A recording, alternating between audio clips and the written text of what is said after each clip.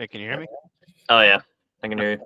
I've been having issues with this headset in the past, and okay. What's All right, up? all right. Lots up, man. It's the beginning of White Boy Summer, first day, man. We got a lot of Oh happening, yeah, yeah. and we got UFC 302 on tonight. Dustin Poirier. It's his last chance. Oh snap. Yeah, hopefully he can win tonight. But dude, I haven't seen you in a minute, man. I'm glad to see you Yeah, finally. it's been like 4 years now, 5 years. I've had to, yeah, about 5. When did you leave 2-8? Because you didn't go on the mule with us, right? No. No, if I had extended, I would have, but it must have been like spring or summer of 2019 because I spent my third. I had 3-year orders there, and I spent my third year with 8th Regiment. Okay. Spent the first 2 years at 2-8. Yeah, because I know you were with us obviously in Okie. I Mm-hmm. can't remember because like you were with Cat mostly, so I like Yeah. sporadically remember you after that when we came back. Yeah, I did a handful of field ops covering Joey.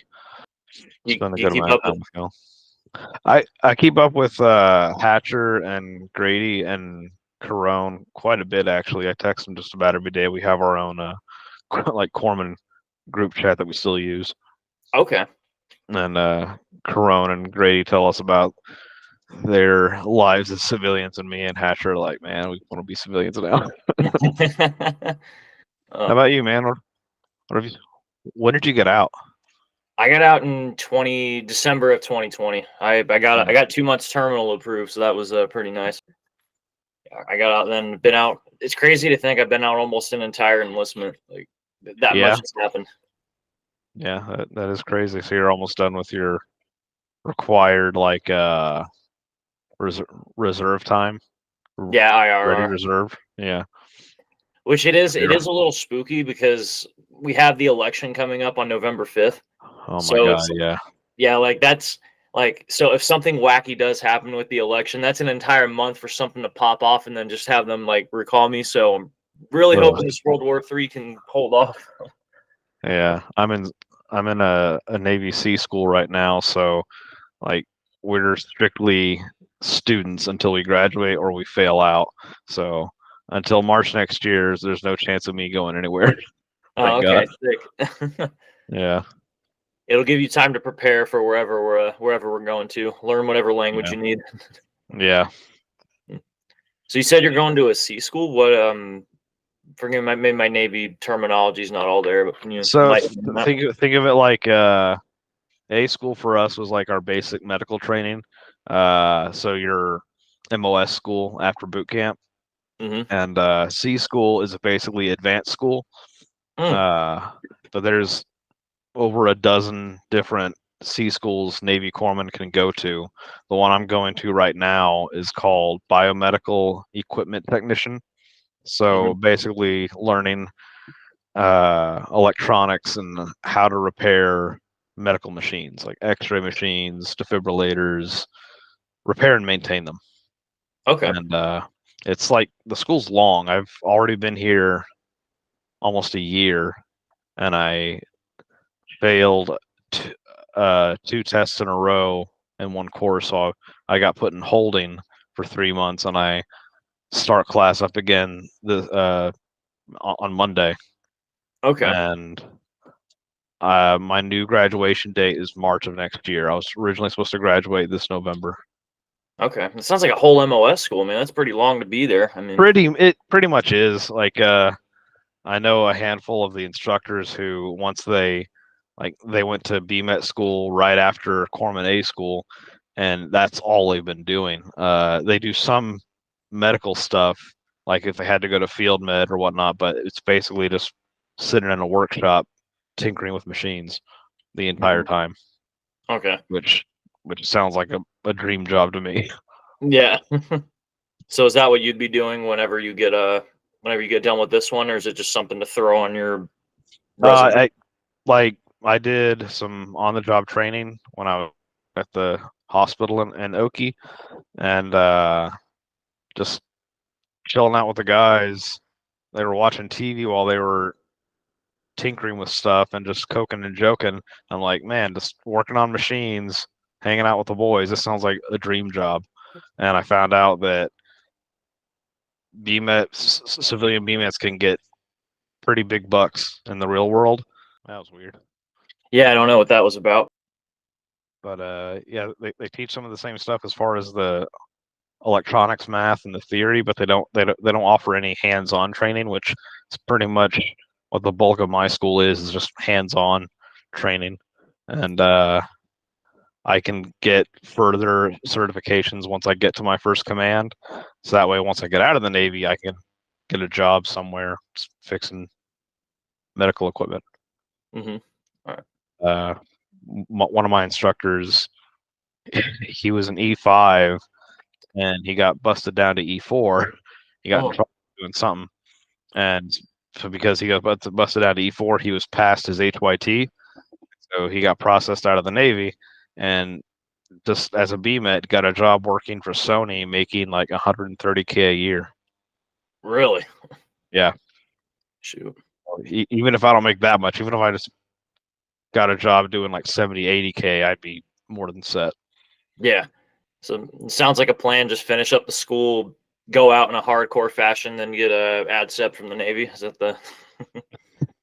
Well, I'll probably finish my time, so Mhm. because at least nowadays, if I did go out in a blaze of glory, they'd probably try to file criminal charges. Oh yeah. So at least do the good boy thing and then get out. Mhm. But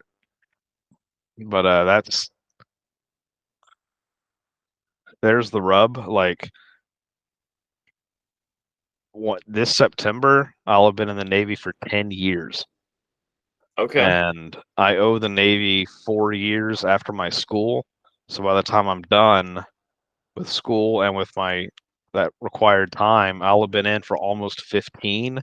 So part of me is like, just do a little bit of extra time just to get pension and then get a kick-ass job after 20 years. But then again, Yeah. there's also potential war coming up. So Mhm. what do I do? Yeah, I feel it. I mean, then again, there's always, not to dismiss it, but I always feel like there's always the potential for war to pop off. So I guess you can't really escape it. So how does this podcast work? Literally just like this. We just talk, shoot the shit, and then whenever we Oh, get to it, we'll get to the picture and the story and everything. So so this is it right now. yeah, yeah, Oh, cool. Yeah, yeah. I've Don't never worry. done a podcast, You so haven't said anything that would get you canceled or anything like that. not yet. That's funny. But yeah, that's pretty much what's up with me. Hmm.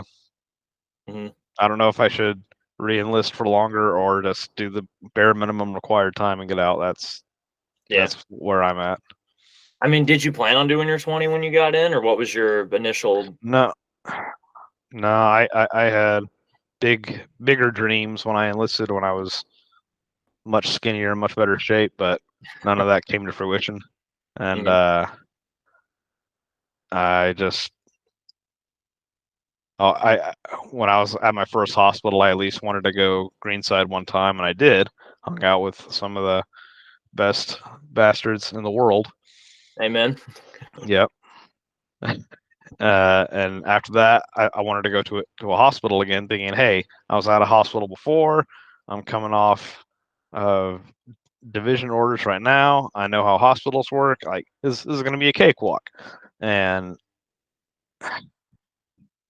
as much as I like Okinawa, the island itself, and I did like being there for 3 years.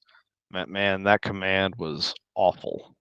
Oh man. Like that's my second year there was the closest I've come to ending it all because of how stressed out I was and the amount of backstabbing that was happening to me. Like, Mm. it was horrendous. Just a Like lot of like the bureaucracy, kind of like politicking stuff like that. yeah, and in particular, I was still I was still E4 back then, and this one girl that I worked with, she was an E3, and she was definitely a two-face, and she would try to sabotage me in front of my chain of command, Mm. and oh man, it was awful. Yeah, that's not good. Yeah. Did you so you were there for, because I remember talking with you briefly, like when you were in Okie, like the second time after we all came back and stuff. So you were there for 3 years, basically stationed there, just Yeah, being a corpsman. yeah, just a general duty corpsman at the hospital. Was it because I imagine they have to have at least a couple different hospitals up there. So where in There, Okinawa were you? there's the one main hospital at Camp Foster, and every base had a branch clinic for the hospital. Like it still fell under that hospital command, but just the clinic out at Schwab. I went there a handful of times when I was stationed there, and my third year I ended up working at the clinic at Camp Hansen, and that was a shit show and a half, but at least it was kind of fun. And but I actually extended for a year out there because and people who knew how much I hated the command, they asked me, "Why would you extend if you hate this place so much?" And I told them, "I like where I live more than I hate where I work." Yeah, I like that. Because like I went to the beach just about every single week, and Yeah. the delicious food out there, like I had a blast living there. I just hated working there. Hmm. And like if they after school, if they sent me back out there, I wouldn't complain too much because at least I would be a tech and I wouldn't have to deal with patients and uh some of, like the shittier end of the admin spectrum. Hmm. Like I would still have to do admin because there's a lot of paperwork involved with machines, but I would just be like on the machine side of it. Yeah, you're more of like on the blue collar side of it than you are Yeah, the. yeah, yeah, exactly. And that's just ideal because, ugh, man, I hated admin there. Just like we hated like S1 and S4. Like they were Yeah. just the worst people. Yeah, I feel like But that's yeah, a common theme with because between like Doc West or like all the other corpsmen that like I hear like when they refer to blue side, like the blue side BS, quote unquote, hmm that's usually what they're referring to. like the admin side. Yeah. Yep, it's just the worst. Mm. Does Like, being or go I didn't mean to no, cut no, you off. no, go ahead, go ahead, go ahead. Yeah, I was gonna ask, like, does end up becoming like a green side corpsman? Does that make it all worth it though in the end, or just whatever other parts of the job? Like, There's definitely a lot more pride to it. Uh, mhm. like I knew some blue side people, like it was their intention just go hospital to hospital, never deploy, not even to a ship because they were too afraid of going green side when it wasn't that hard. Like I was never in the best of shape even when I was green side, and I still didn't think it was that hard. Mhm.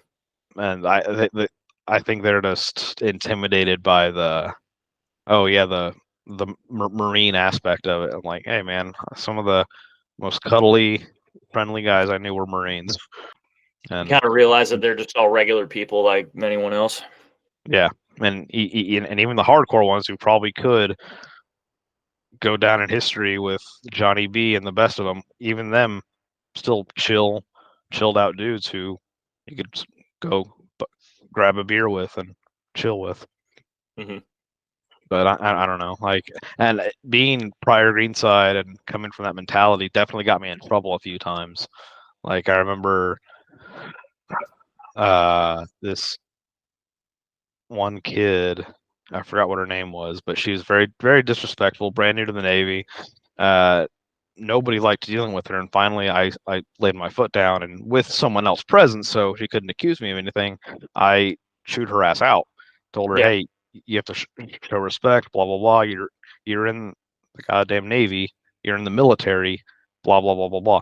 And Hmm. I didn't insult her. I didn't belittle her. I just said, hey, you're showing some bad behaviors. You have to fix those. Is essentially what I said. Yeah. I got in trouble for talking to her like that. I got in more trouble for trying to correct her than she got in trouble for being a shithead. I've heard a couple cases like that. I don't know how commonplace it is, but it's like it kind of sucks when it backfires like that. So I go ahead. I will say I saw like because it was after you got out. 2A ended up doing another UDP to Oki, and I was just in the shopette one day next to the Foster PX, and I hear someone go, Doc Rojas? And I turn around, and it was one of I think it was one of Kat's boots that got to us after we got back from Okie, and I barely recognized him. And then I saw, what was his name? Doc Robinson. He was there Oh, too. really?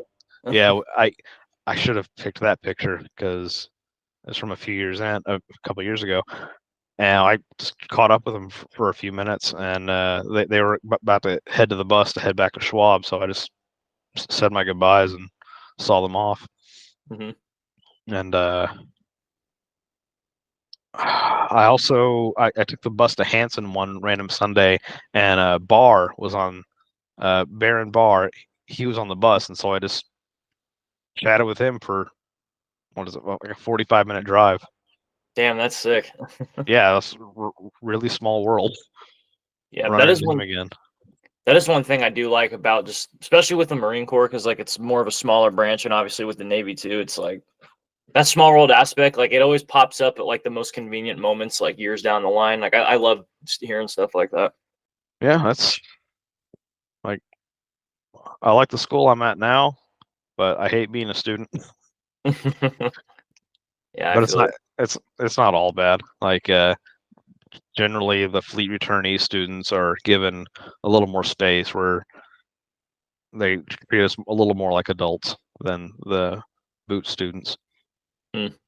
So is that like not AMC? Is that like an MOS school for some people, like that, but fresh out of Navy boot camp, like they go there, and then there's like you guys It, go there too? kind of. It used to be.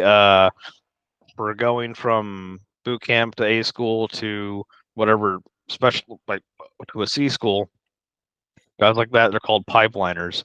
But the one that I'm training for, they recently stopped sending pipeliners there. Like they want fleet returnees to get into that job because they want guys with a little more experience in the Navy, like a little more adult to be going to that school. Like they don't want guys fresh out of A school going straight there. They want them to have some fleet experience first.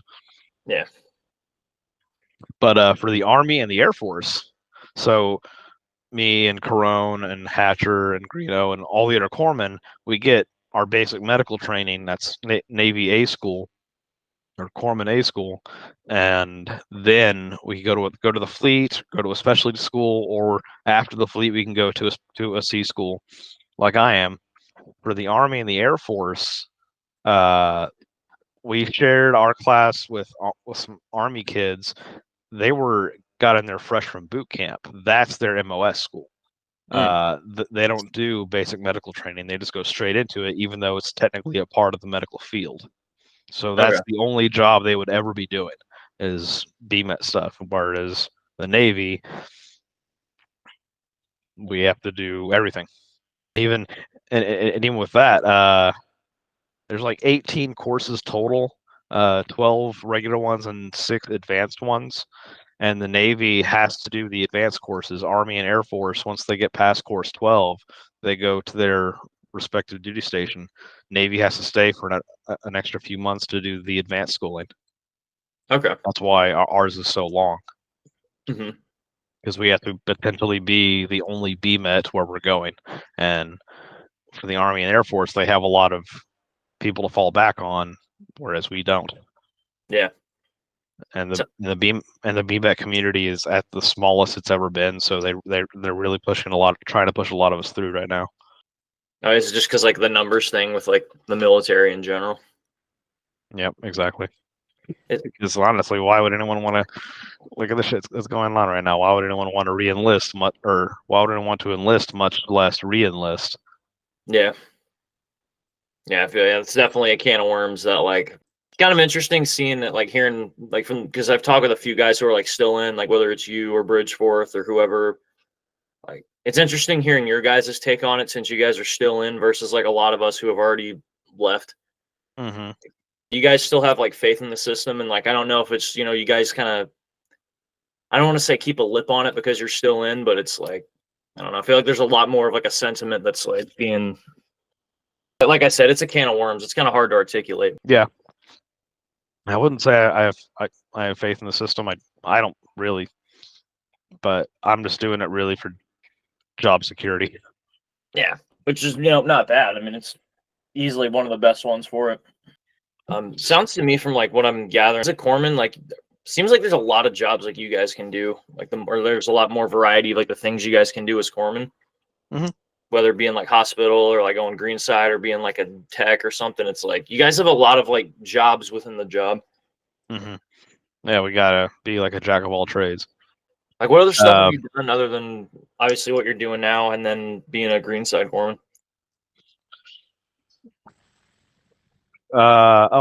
when I worked at Camp Hansen, I was in charge of medical for the brig on Oh, Okinawa. really? That was a strange time. So basically, I had to become an impromptu prison guard, Prison and doctor. pretty much, uh, I helped with one of my favorite doctor in Okinawa. I helped him with procedures. I helped him with diagnoses, and it was stuff that I was never trained for, but he would just like guide my hand in how to do it. Uh, I managed the budget for the entire clinic at Hanson, so like almost $500,000 worth of equipment and supplies. And I put that on my brag sheet when it came time for my eval, and they knocked a zero off there, said that I only managed $50,000 worth of stuff, which kind of Oh man. kind of pissed me off because Yeah. I went through our equipment list and our budget, and I added up all of the dollar amounts from all the equipment that we had in there, and it was over $500,000 worth of things that we had in that building, but they knocked a zero off because they're Hmm. assholes. But yeah, just like, and even on a ship, it's corpsmen primarily do medical, but even a deck seaman or a fireman would have to be adept at multiple jobs, not just their own, especially working on a ship when you're out in the middle of nowhere. You have no fresh supplies coming in. You have to figure out how to fix this one thing or how to patch this one thing, Hmm. and that's one cool thing I like about the Navy, that a lot of people have to learn multiple jobs in order to function. Mm. Whereas like the Army and the Air Force, they have so many more people. They can just pick one out of a lineup and go do the job. And that's also a cool thing about the Marine Corps. Like it's the smallest population in terms of branch numbers, and they have to know how to do so many things. Yeah. Like even the admin pogues, some of them probably could handle themselves in a fight. Hmm. Not all of them, obviously, but some of them could. Better than the Army and the Air Force could. Yeah. It's like the old adage. It's like every Marine a rifleman.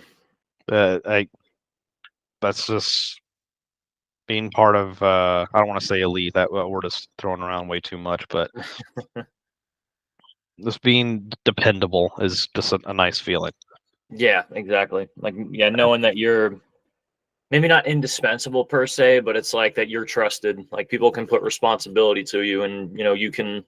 You don't. I mean, obviously, like we're flawed like all human beings, but you don't have to feel like you're gonna let someone down.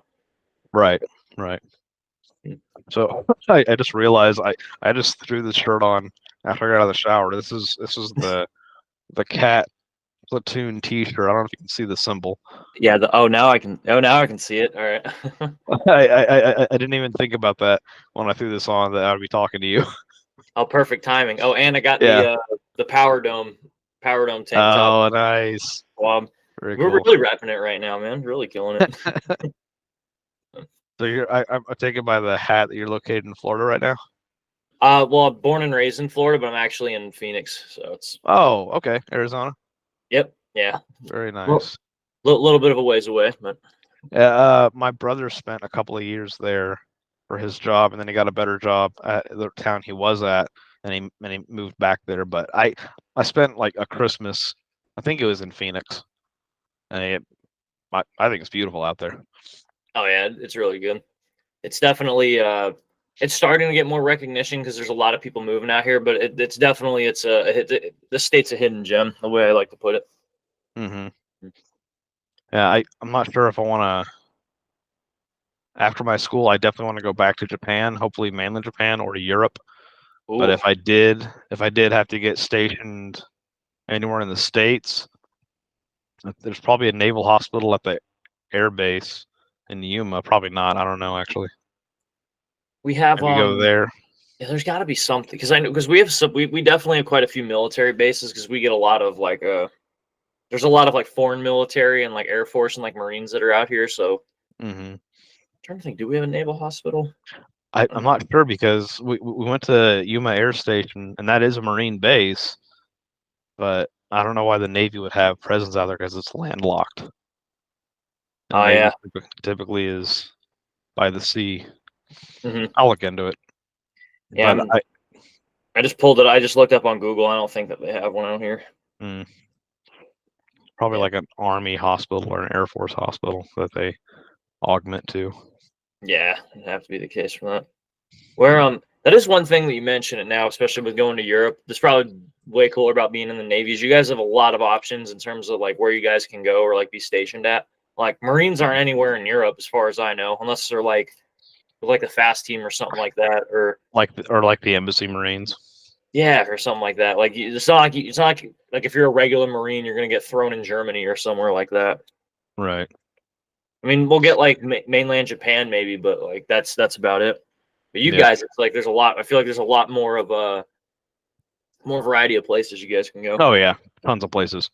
And what's great about the job that I'm going to is like I can go to any one of those places because they're going to have at the very least a clinic, and that clinic's going to have machines that have to be maintained by a BMET, Hmm. and it's cheaper to use someone that the Navy's already paying than to hire out a contractor to look at it. Like Yeah, that's how the Navy will think. It was like, why we trained this guy up, let's just send him out there, no special incentive or anything. Whereas a contractor could charge like $10,000 a day just to fly there, and then an yeah. extra 50K to actually look at it and say, oh yeah, this screw is missing, and then big paycheck. That's been one of my biggest gripes too. We spend so much money on contractors, but don't use like our actual military. Navy sounds like they got their priorities straight. Yeah, for the most part. I actually I got a funny story about that. Oh, At please. at the clinic at Hanson, because I was in charge of the budget and in charge of like I actually had to write the reports if a piece of equipment was damaged. I would have to send up a report to the biomed office at the hospital and actually take it to them unless it was bolted into the floor like a dental chair or in this case an x-ray machine, and they would send a tech out to look at it. And these x-ray techs that we had driving out there with us every morning, because we didn't live at Hanson. We lived at Camp Foster, which is like a 40-minute drive south. So we would get in this duty van and haul like 6 or 8 of us every single day to and from the clinic. And Hmm.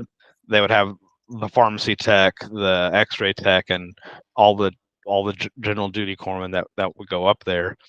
Anyway, the x-ray tech, it was 2 of them. They would say almost every day, "Hey, the X-ray machine is down. We can't shoot X-rays into patients. They would have to go to the hospital." And it got to such a point, or it became so frequent, and I kept sending emails to the biomed staff saying, "Hey, X-ray is down. We can't. Like this is really hampering us." And finally, they sent a contractor out there, not because the Navy couldn't do it, but that particular machine was under contract from some Japanese company, so they would send their own people out there. The contractors came out there and he pulled me aside and said, "Hey, there's nothing wrong with this machine." I said, "Then why do they keep saying that it's broken?" And he said, "They probably don't know how to use it." Uh, And so I sent an email to the X-ray department, or no, I asked these X-ray or I'm jumping ahead of myself. I would send an email out saying, "Okay, X-ray machine's fixed. They can send us patients again." The next day, and this happened several times, the X-ray tech would say, "No, it's still broken. It's not working." And finally, I pulled the X-ray techs aside and I said, "Hey, contractors are saying it's fixed. You're saying it's broken. What's going on? Like, you're a tech. You know how to use this machine, right?" He goes, "Oh, I'm actually not a tech." I said, "Then why are you working in the X-ray department?" It's like, "Oh, well, I'm going to X-ray C school next year, so they have me doing on-the-job training." I'm like, okay, so why can't you use this machine? It's like, I don't know how to use it. And so I had been fighting this issue for like a month at this point, and finally I sent a strongly worded email to the X-ray leadership that had a bunch of officers and a bunch of chiefs all in this huge email thread, and I called them out saying, hey, how do you expect us to see patients when you're sending us corpsmen who aren't even X-ray techs, and they're saying that the machine is broken, contractors aren't, blah blah blah blah blah. And I called them out saying you're sending us improperly trained personnel. And on top of that, they're not even being honest of like, yeah, we've never worked this or know how to use it before. Yeah, exactly. And I knew it would ruffle some feathers the way I worded it. I didn't cuss or anything, but I knew people get like, when they're called out, they get their egos bruised. And Yeah. so I had my LPO. I had him read over the email before I sent it. I said, he said, it was H1 Sosa. Like, H1 Sosa, can I send this? And he reads over it. He goes, yeah, fuck him, send it. And sure enough, I ruffled a lot of feathers, and people got pissed off at me. But they trained their X-ray techs on their techs on how to use that particular machine, and we never had any issues anymore. Yeah. But I was so proud, like, yeah, I pissed off some people, but I got the job done. Yep. And my LPO, he's like, my Navy leadership at 2-8 wasn't the best. I liked Greeno and Chief Cal, and that was about it. But my Navy leadership, it could have been better. It could have been a lot worse too. But HM1 Sosa, my LPO at Camp Hansen, he is by far the best LPO I'll probably ever have. Okay. Dude was awesome, and he was also prior greenside, so he had the same greenside mentality that I did. Mm-hmm. So I think that's one reason that he and I got along so well. And he was with, I think he was with like 1-3 back in the day. So he was also a grunt corpsman. Oh, okay. Kind of a salt dog, pretty much. Yeah. And he was also an undesignated sailor before that. So he was a real sailor. Like he was a hard ass. But he was also an undesignated sailor? Yeah. So I think what the Marine Corps calls it is open contract, when you sign the dotted line that you're going to enlist, but open contract meaning they can put you in whatever MOS they want. Navy has something similar. It's called the undesignated, or I think you can also call it pack seaman. But he's an undesignated sailor, meaning he got put on to a ship, and he would have to, like, the lowliest of the low grunt level work on a ship. So painting the side of a hull, chipping the old paint off the side of a hull, redoing it, cleaning out the bilge, swabbing decks, just all that garbage. Okay. But yeah, like very low level work. But and then he became a corpsman after that, and then served. He was in an infantry battalion, and later on, after I think a hospital or two, he was a greenside corpsman with one of the MARSOC units. He was never a door kicker. He was just mainly medical, but he still was attached to them. Really cool guy. Sounds like a real sailor, just working in like I picture like the Popeye, just like working like, shoveling coal on the bottom of a ship. And then when he gets on land, he's doing all the hardest of hard stuff. Yeah, but he reminded me a little bit of Corone. Like he was always smiling, always had a kind of a crazy look in his eyes. Yeah. But he's also a little more, that's the best way to put this. I love Joey, so I hope if he hears this, he doesn't get mad at me. But he seemed a little more grown up than Joey. Okay. Of course, he was a little bit older than me, so that probably was the case. But he said he was a rambunctious young sailor back in his day. but he was a good dude. Do you notice sailors being different when they come back from greenside, or can you like tell, like if you look at a corpsman, like, oh yeah, he was greenside or not by actions, or does it make any of a difference? It sometimes does. Other times, if they're just got a good head on their shoulders, even if they weren't prior greenside, we just get along great and click. Okay. But it's typically greenside guys who come back, like they've stopped giving a fuck and just want to do the job and go home. And people who are fresh to the fleet or who know how to game the system, they're always wanting to stick to the stupid petty rules that are on paper for bullshit reasons, but nobody really pays attention to. Yeah. They're the stuck up ones.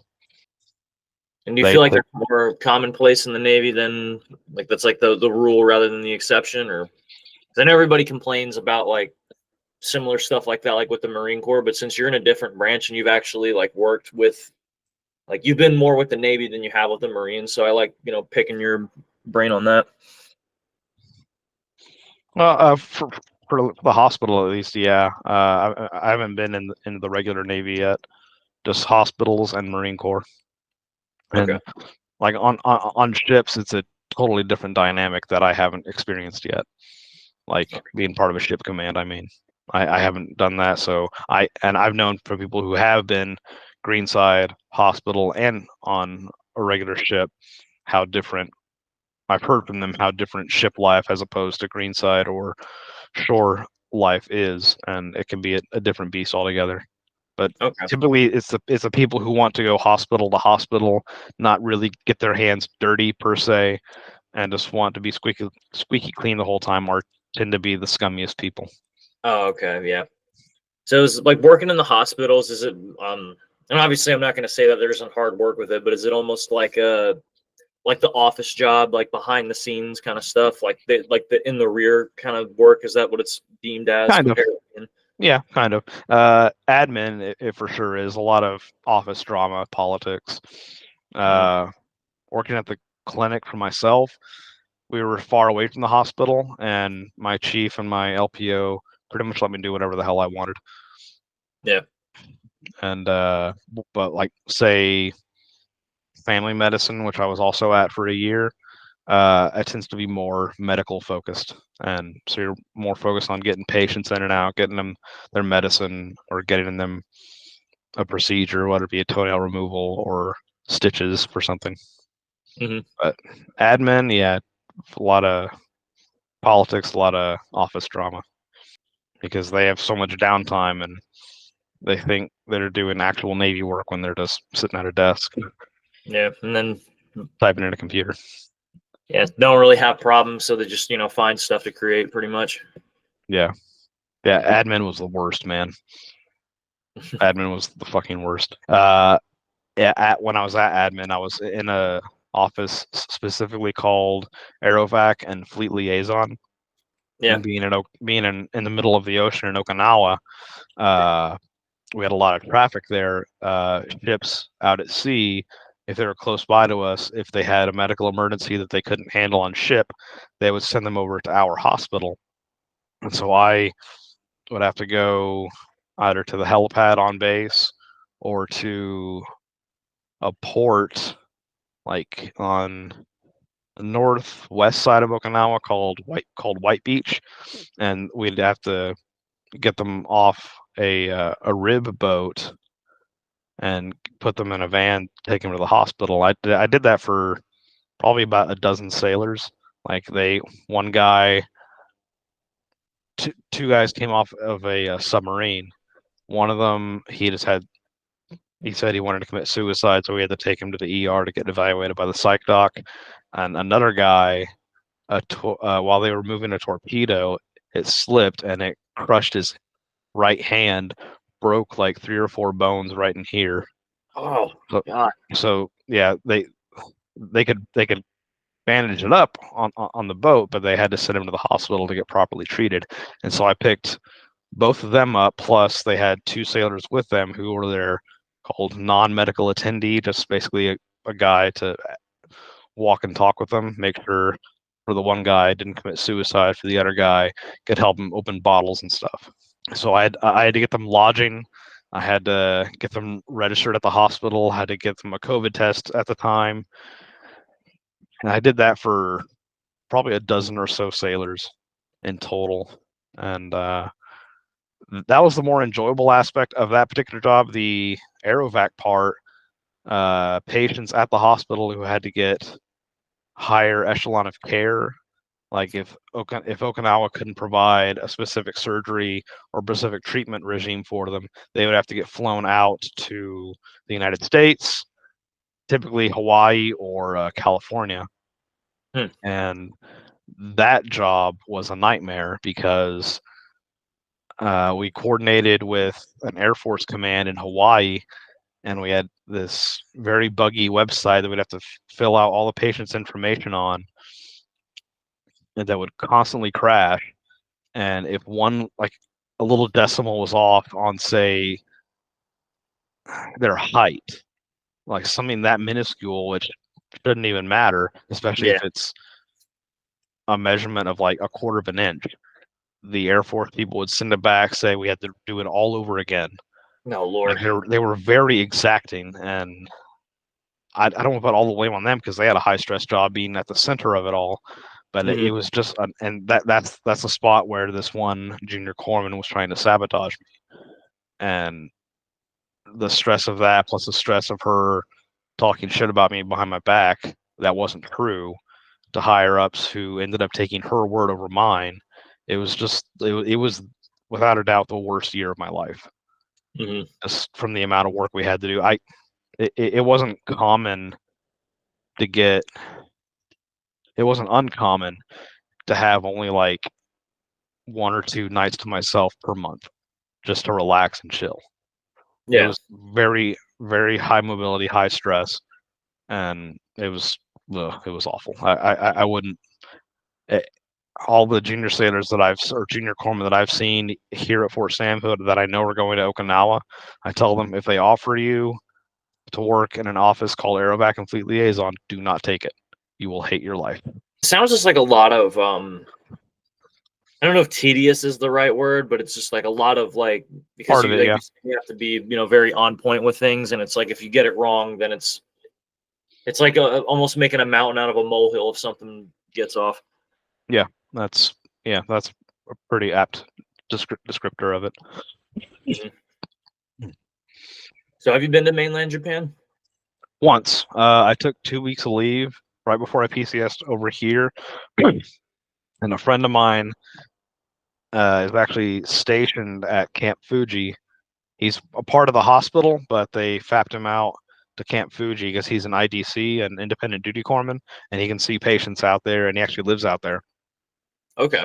And I spent about a week or like 8 days with him. We toured all to a lot of places in mainland. Went to Osaka, went to Kyoto, went to Universal Studios, where we also went to Super Nintendo World, which was really fun. Oh, that sounds good. Yeah, it was a great time. And I had known that guy since my first command in California. So he and I were already good friends. And so we're just exploring the place together. And he lived at a little town outside of Mount Fuji, I think called Gotemba. And it's just a beautiful little town, man.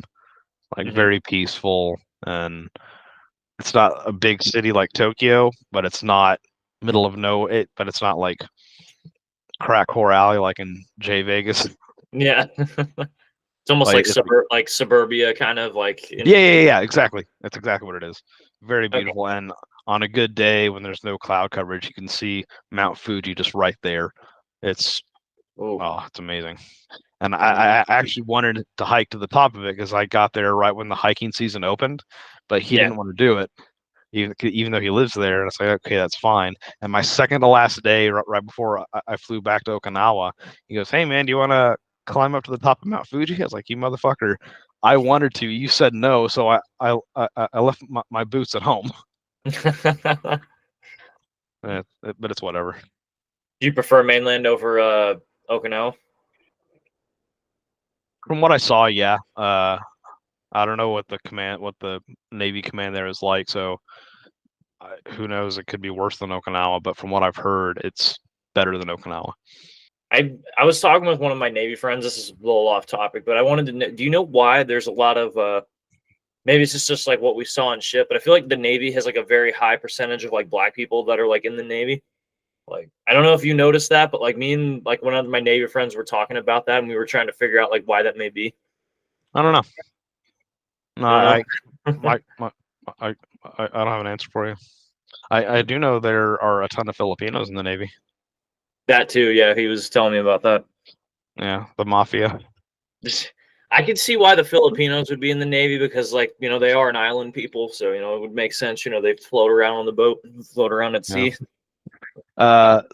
There's someone in my schoolhouse, or yeah, who said typically BMETs that are either older white guys, older black guys, or young Filipinos. That's it. There's like very few Hispanics, very few of any other ethnicity.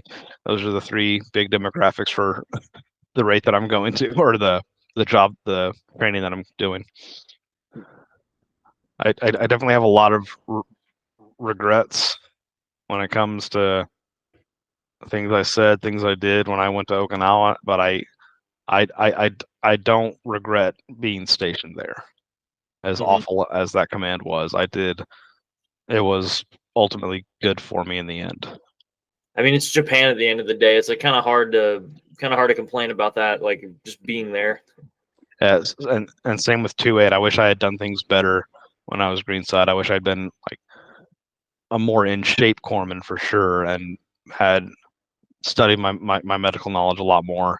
But at the end of the day, I still was super thankful to have been in the battalion and with 81s and with Cat and all them. Good times. Definitely now they're kind of on that topic. Do you like being greenside? Like, do you think that it holds you to more of like a higher standard, like just being as a corpsman, like when you're greenside, or did it really have an effect? I think, well, medical wise, I tried to hold myself to a higher standard. Someone who shall remain nameless, I ended up doing a lot of his work for him, and his Marines actually they told me, no, we don't like this guy, we like you, Doc. It's like, all right, cool, that's fine. Yeah. But I ended up doing his work and seeing his Marines in addition to all of mine, and me and Grady knocked all that shit out. It was a good time. Yeah, I'm pulling up the photo, check and see. I was hoping I was in this one because I remember you were playing this game. The how many things are in the box? What was it, Collier or someone else who just would not get it? I was one of them for sure. Collier, yeah, he does sound like somebody who would struggle with it, but I know I for a fact was one of them. I remember, me, if anything. I don't know, because I remember you getting it pretty quickly. It might not have been Collier, it might have been someone else, but I'll like just get to the point. I'll be like, how many things are in the box? You make it so obvious, but we're like a mad scientist with all our stuff like in the background trying to figure this. Do you know who took that photo? Was it you? It's probably Charnes, because it looks like something Charnes would, because he likes to be black and white with stuff. So I feel like I think he's the one who sent it to me. Yeah, I think he's the one who sent it to me. But yeah, I showed that. I love that picture. I don't like seeing myself in a lot of photos, but I like that one because we had like 2 or 3 days left at that point. We knew we were going back soon, and it was just a good time. And I showed it to my family, and my sister-in-law was like, "You look genuinely happy in that photo." I'm like, "Yeah, I do, don't I?" I think that's why I really like it, because you just see the boys living in the moment. It's just a good picture, a good microcosm of the good times from serving in the military. Yeah, it's crazy because it's like we know, like when you look like away from like you or like all the boys like talking, we know it's like I don't want to say the hell because it could have been a lot worse, but it's just like the humidity, the hurricane crap that we went through. It's like literally like it was just like we didn't want to be there. Like you could tell like it was just miserable. There's still like you can see everybody's just glowing in that photo. Yeah, that's a good one. And I remember that tornado actually. That shit was hilarious. In my tent, we got back to our tent really quickly, and we had someone on every single post just putting all of our body weight on it, and we got lifted up a few times. It was scary. Did your tent survive? Did you guys manage to keep it together during the storm? Yes, our tent survived, because I know some people didn't. Some A people's lot of didn't. people didn't. That's Yeah. what was funny. In fact, I might have a picture of that. In fact, I think I do. Oh, please show it. And we had a lot of because I know for a fact I'm pretty sure it was Fox, but like a lot of like the Fox company guys is like the line company's tents, like they were all just running into like ours and probably your guys's too, just like throwing their rifles in there, like our tent's gone, everything's blown away. That was my tent. See it. It's getting there. Okay, yeah. Yep. This one too. Okay, yeah, I see it now. And those aren't like little dollar store tents that you can just put back up. Those are like those, I don't want to say industrial, but God, dude. Yeah, industrial is a good way to put it. Mm-hmm. Like I don't know why I took this, but it's Webb just staring daggers into my camera.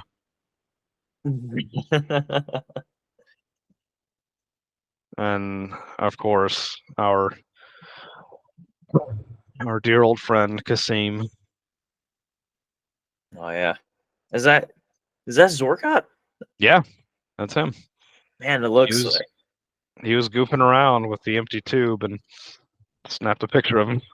Yeah, I don't know if it's just the way that the camera angled. I'm like, man, that looks like I don't know. It's weird to see him.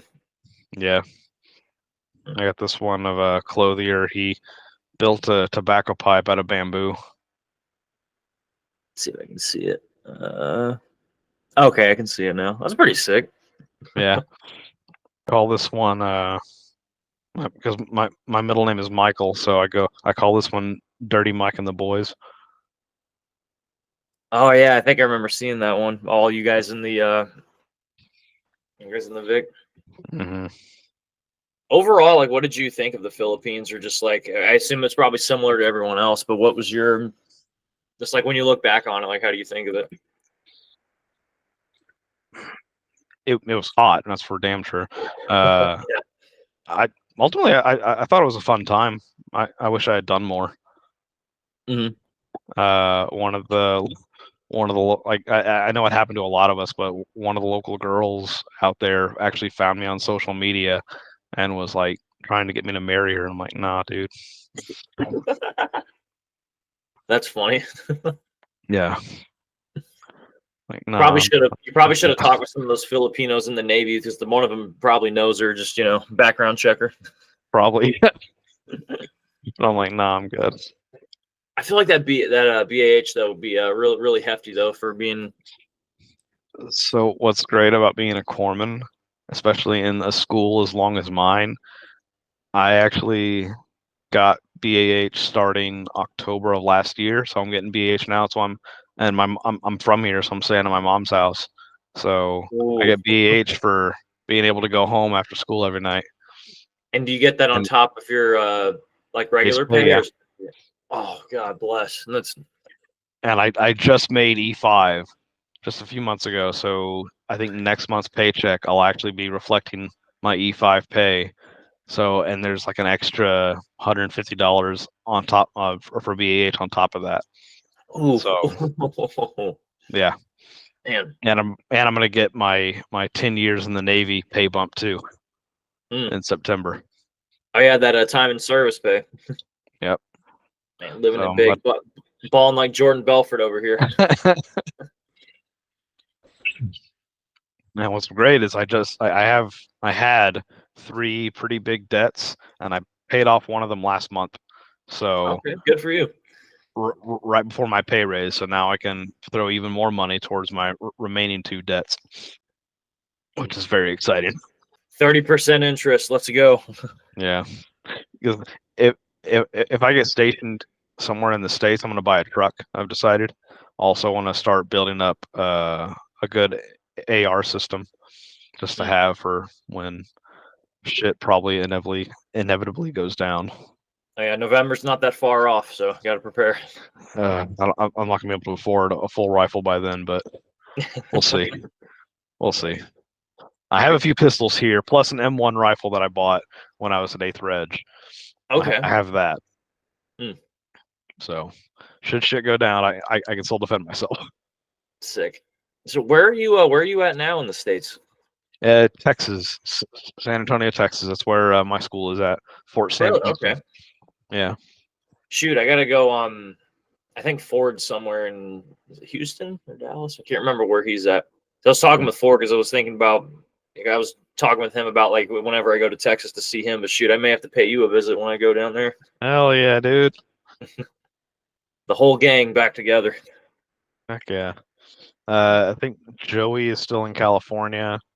Yeah, he is. I want to say Grady's in Washington State. No. He's in. I want to say Pennsylvania or Connecticut. Oh, okay. He's in. What's he doing, by the way? I haven't really caught up with him since Oki. I talk to him every other day or so. I don't know exactly what he does. I do know it's some kind of maintenance work. Mm-hmm. Because he'll show us videos of like rafters that he's crawling through sometimes. Okay. He's at least doing okay though, right? Oh yeah, he's doing good. He's got himself a little girlfriend that I think he said they're going to try to get married soon, but I'm not sure. And they've been together for like at least over a year now. No, good for him. Yeah. And plus, dude he's fucking stacked now. Like he's hitting the gym hard. His arms are ginormous. There we go. Yeah, he's hitting the gym hard, so good for him. And Hatcher is in Guam, Naval Hospital, Guam. Okay. Yeah. Well, I feel like that's got to be a weird, well, not weird, but like a unique experience. Guam's not even that big. It's like that's smaller than Oki. Yeah. Like, I mean, obviously it's a beach, it's an island, so it's probably a good beachy, island Pacific feel, but it's like I don't know. I don't know if he gets bored there. I don't think so. Like he says there's enough stuff to do. Yeah, so so I take it, are you from Texas then originally? If you're Yeah, more this house that I'm in right now is where I spent most of my childhood. Like okay. I was born in San Antonio, lived in Louisiana for a couple of years, and then moved back here. And the house that we're in, my dad moved us in, I want to say like in 98 or 99, and we've been here ever since. So you lucked out with your school being literally right next to your childhood stomping grounds. Yep. And even when I was here in A school, when I finally got off base privileges, and I was already over 21. My friends would go to the super expensive bars downtown that target military students with this outrageous prices, and I would take them to my old bar hopping places that would like get like $2 shots and get just messed up for a lot cheaper. So that was a good time too. Mm-hmm. Whereas, like, I remember one bar my buddy took me to. He's like, "Oh, I love this place. It's like $7 for a shot of whiskey." It was ridiculous. Is Texas, I imagine it probably varies per city, but is it pretty like expensive, cheap, at least nowadays compared to where it is? It's cheaper than like California still, even though this technically is a big city. It's kind of more spread out than say Dallas or Houston or Austin or Dallas and Houston. It's not as big as Dallas or Houston, but it's because it's a little more spread out. But it's has a little more of a home feel than those places. Mm-hmm. And Austin is pretty much California set up roots in that city and has taken over. Yeah, which I've heard still fun. It's still fun to go to, but it's also just crazy. Yeah, I've heard it's become very like hippie-ish kind of blue. Not to like I'm from there, but yeah, I've only hear and speculate stuff. You're from Austin? No, I was just saying like I'm not from there, but I'm just like. Okay. I am okay. My bad. Yeah. I think Joe Rogan, just because he moved there, he just brought all of his, he brought his crew with him. He wanted to get out of California because of how crazy it had gotten. Yeah, now it's just followed him. It's crazy. I think we've been on here already an hour. Really, it's been an hour. Yeah. Well, I mean, we had that little break because of the freeze in the middle, but like, yeah, I mean, even with that like minute interruption, still, it's been an hour. That's cool, man. Well, it's good to hear from you. Likewise, dude. Like, crazy to think how time flies when we're having fun. Yeah, I love this idea of like where are you at now type podcast. It's really cool. Yeah, it's fun. It's I didn't really know what to think of it like when Charnes kind of like proposed the idea because like him and I really work on it, but like it's crazy to see like just how much like the boys have wanted to be on it and how we're like it's growing beyond us a little bit. Yeah, that's good. And it's really awesome that a lot of us still keep in touch. I know. That's Like very very thankful for that. even though we didn't serve in combat, we still became so close knit and so tight that we'll never forget each other. No, yeah, like we're basically just as close as if we did. Yeah. Yeah. And sadly, we did lose a couple of guys over the past years, like Zorkat. Yeah. And R.I.P. that one just hit out of that was Yeah. Coletti that told me about that. Yeah, I remember him sharing about that. It was just like, I mean, obviously any death is like that is always one too many, but it was just like I think with him it was just like the fact that like nobody knew about it for like 5 or 6 months. Yeah, I guess his family it was a still too much to them, so they didn't want to tell anybody. You don't mind me asking, because like I remember Zorkot, like I remember a little bit, like because like we were all like in the same peer group, just like as junior guys, and then when I won't mention the name because I don't know how comfortable he is talking about it. But like when so and so fell off of like the fourth deck, and then when that whole incident came out, I remember Zorkot was somewhat tied to that too. But like, how was he? Just like I guess for like the audience or for anybody who's still because it's mostly like guys who probably know him too. But like, how was Zorkot just as a person, Marine? He was a very goofy dude. Like he liked to crack jokes. He liked to like I remember him very fondly as being just someone who liked making people laugh. Like he would do this fake Russian accent. I think he's partially Russian or was partially Russian, Yeah, and he had a very good imitation of an accent. And I just remember like he got the short end of the stick and a lot of like the boot punishments. I don't know why, but some of the higher ups just didn't like him for some reason. But yeah. I I loved him. I thought he was a great dude, and I know a lot of other people did just had nothing but love for him. Hmm. And he was a goofball, like holding the tube to his head like that. He was just a goofy kid. Yeah, And I actually have another picture. I it just happened to be where we sat and where we lined up, but in one of the little food tents in the oh, Philippines. That was me and him together. I like that. I feel like I've seen that before, but I like that photo. 'Cause that was, I cropped this to just show him in my Memorial Day thing about him. oh, okay. Oh yeah, oh, now I remember where that's That, from. Okay, that's the full picture. okay. Oh That's yeah, just it's all. all of Cat together, Mhm. or most of Cat, and me and him right here in our platoon picture. We were standing together, and that's the full one. I actually really love this picture. That's a good photo. Yeah, and it was our like second to last day in the Philippines, so we were all happy to finally be getting out of there. Yep, that explains the joy and the smiles. But yeah, I really liked him. He was a good guy. Yeah. Well, Uh, so I'll sorry to keep talking about it, but oh no, you're okay. When Coletti had told me it had happened, obviously everyone was in disbelief when we heard, but I was in disbelief because I actually had talked to Zorcott at the time. I thought it was like 2 weeks prior, but when I looked through the message, it was like a year prior that I had talked to him, and that was the last time I ever spoke to him.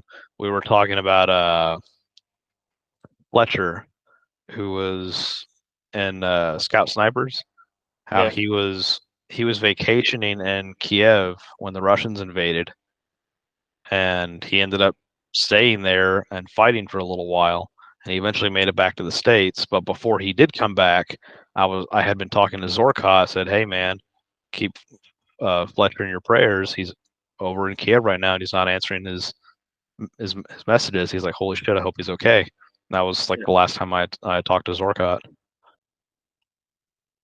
Yeah, I don't know what to make of some stuff like that, because I remember, I mean, I don't, yeah, you didn't know him because he was on the mute with us, but we had the LAR guys that we were with. We had a Molstat when he passed away. It's like you hear a lot of similar stuff like that. It's just never like you never suspected of somebody, and like even the small conversations or stuff you have like that, you take it for granted, or it's just like you look back, it's like, man, if only I had known, or yeah, like hindsight's always 2020, but it's just it's hard to comprehend. Yeah, it is. I know. Well, I think we can try to end off on a, not to say a higher note, but not to say like we were talking bad, but so usually at the end we'll do a thing where you give advice like the guys that are still in, and then if you have anything that you want to plug, promote, if you want people to follow you on social media, stuff like that, and then just give like a one-liner, like wise words of wisdom. I don't have anything to hawk. Don't join the Navy. If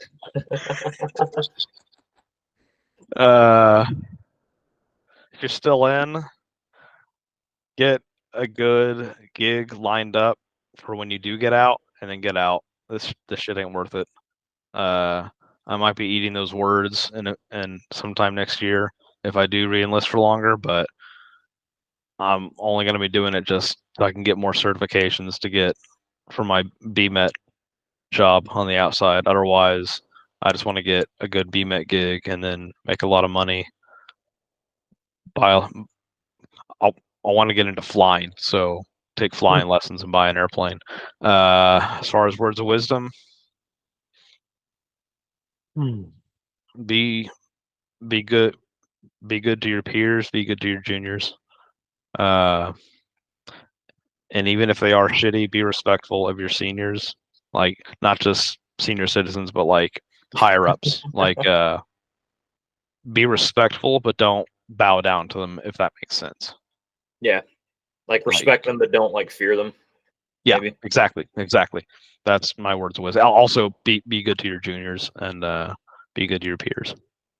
Mm-hmm. Like don't obviously don't let them walk over you. Just especially your juniors. Like teach them. Don't be a dick to them, but also correct them when they need it. Mm-hmm.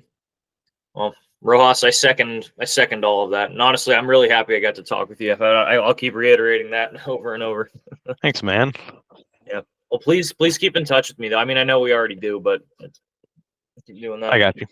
Yeah. Who knows? Maybe we can do this again sometime later on in the future. Go show. All right, dude. I'll keep you posted. All right. Thanks. Right. Everyone, we're out of here. Man. See you soon. Love you too. Yep. 2-8 raw. Oh, before you disconnect. Oh, I got you. I was just about to click it. So after I went to my hospital in Okinawa, some other Navy friends of mine, I would keep annoying them with, I would just say 2/A and I'd spell out raw super obnoxiously, like I was screaming it. And it got to the point where one of my friends, whenever I would send that, he would leave our group chat and I would have to add him back in. Dude, that's hilarious. The 2-8 pride is real. Yes, it is. All right, man. Take care. Love you. You too, homie. See you.